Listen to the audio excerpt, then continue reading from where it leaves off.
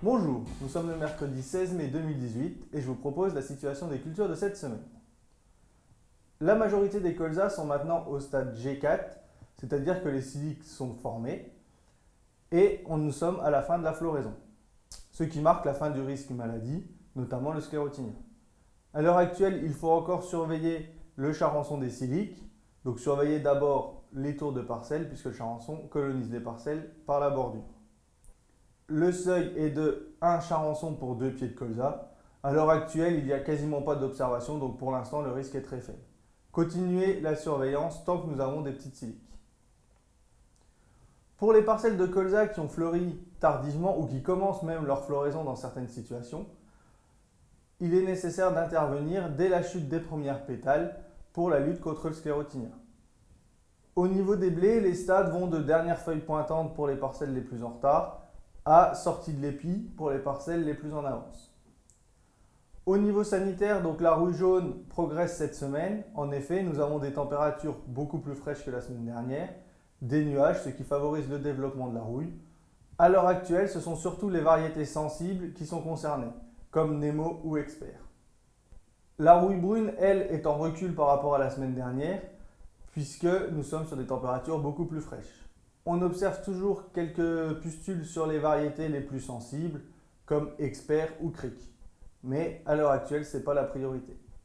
En ce qui concerne la septoriose, elle est toujours présente sur les feuilles basses de manière assez importante, mais globalement, elle est gérée par les fongicides. Et dans ces cas-là, la situation est saine. Pour rappel, si ce n'est pas encore fait, il faut intervenir avec le deuxième fongicide à dernière feuille étalée, puisqu'il est nécessaire de bien protéger la dernière feuille, qui est une composante essentielle dans le rendement. On observe également toujours quelques pucerons sur feuilles. Ils n'ont aucune incidence sur la culture et pour rappel, ce n'est pas les mêmes que ceux qu'on retrouvera plus tard sur les épis. Au niveau des orges de printemps, donc les stades vont de début talage pour les parcelles semées fin mars, début avril, à dernière feuille pointante pour les semis de début mars. À l'heure actuelle, la situation maladie est saine. On observe par-ci par-là un peu de symptômes d'helminthosporiose ou de Rhinco, mais pour l'instant, on est largement en dessous des seuils. Donc il n'y a pas d'intervention à réaliser actuellement. Les pois d'hiver sont actuellement en pleine floraison. Il est nécessaire de réaliser le fongicide avant la fermeture complète de la végétation. Et on n'observe pas de pucerons verts actuellement sur les cultures de pois, que ce soit pois d'hiver ou pois de printemps. Pour les pois de printemps, les stades vont de 7 à 10 étages foliaires et sur les parcelles les plus avancées, on commence à observer les boutons floraux. Donc comme pour le pois d'hiver, pas d'intervention actuellement.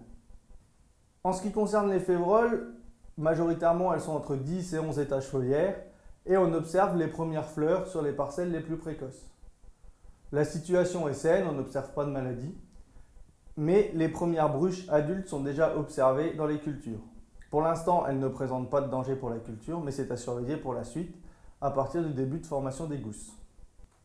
En ce qui concerne les maïs, les stades vont de 2 à 7 feuilles pour les maïs les plus avancés. On observe cette année des levées régulières, une croissance rapide de la culture. Donc il est nécessaire d'anticiper un peu les désherbages, puisque pour rappel, après 6 feuilles, on a des risques de phytotoxicité élevés. Donc intervenez dès 2 feuilles et faites 1 à 2 passages en cas de forte pression adventice, ce qu'on observe aussi également cette année avec des parcelles vraiment très enherbées. La Chambre d'agriculture a mis en place une plateforme métail à vocation fourragère. Nous organisons une visite le mardi 22 mai à partir de 13h45 à Coupru, dans le sud de l'Aisne, à côté de Château-Thierry. Je vous souhaite une bonne semaine, à la semaine prochaine.